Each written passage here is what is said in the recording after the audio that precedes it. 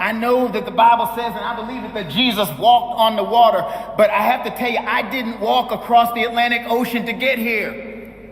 Controlled fire. Historians estimate that between 1500 and 1870, more than 11 million men and women were carried across the Atlantic Ocean in ships like these. The passengers were forcibly transported from Africa to the West Indies, Brazil, or other lands of the Americas. These people were enslaved Africans, and their lives on board the slave ships were filled with pain, suffering, and death. I didn't walk across the Atlantic Ocean to get here. In the 1500s, Europeans saw enslaved Africans as a source of inexpensive labor for their colonies. European planters established plantations or huge farms in North America, South America, and the Caribbean. As the plantations grew, more slaves were needed to work on them.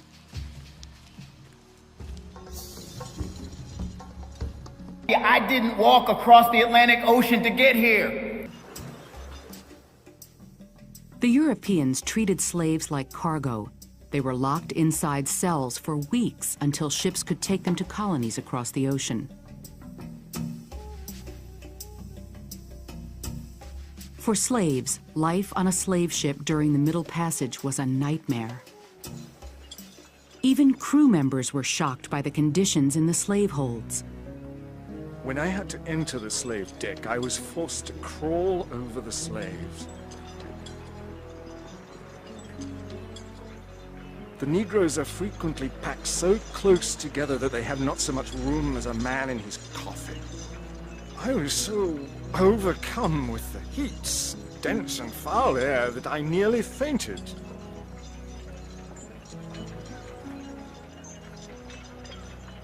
It was only with assistance I could get on deck. Alexander Falconbridge. Although the transatlantic slave trade, the bringing of slaves from Africa to the Americas, was abolished by U.S. law in 1804, some traders chose to ignore the law. They continued to capture Africans and transport them across the Atlantic. I didn't walk across the Atlantic Ocean to get here.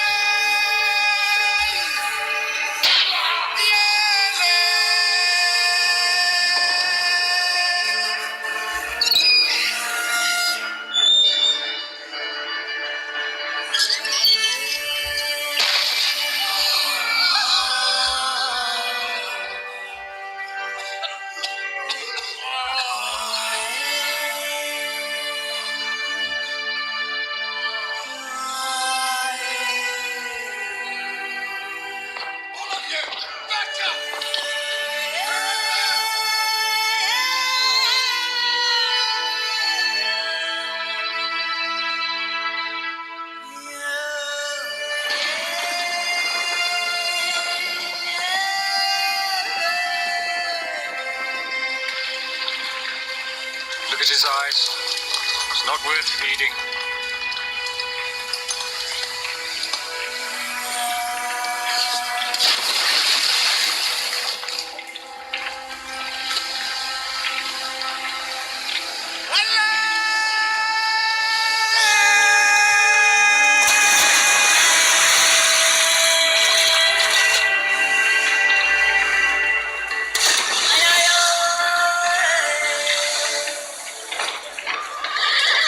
I didn't walk across the Atlantic Ocean to get here. The thing that distinguishes slavery in Africa from Atlantic slavery is race. Europeans set in motion a system of slavery that was predicated on the idea that certain people were marked as enslavable.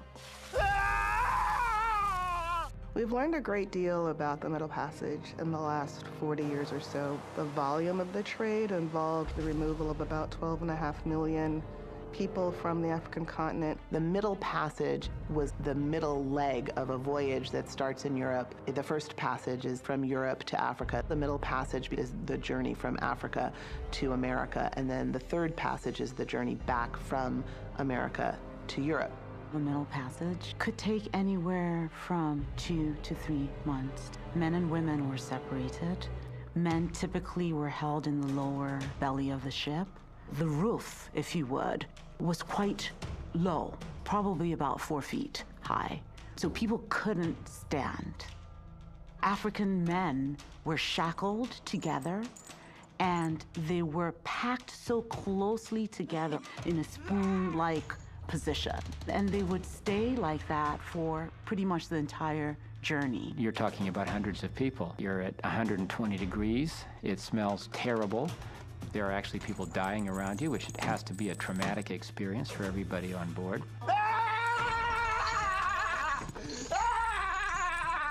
Maybe 10% of voyages, we know there was some attempt to rise up, to kill the crew, to try to turn the boat around, to change their destinies.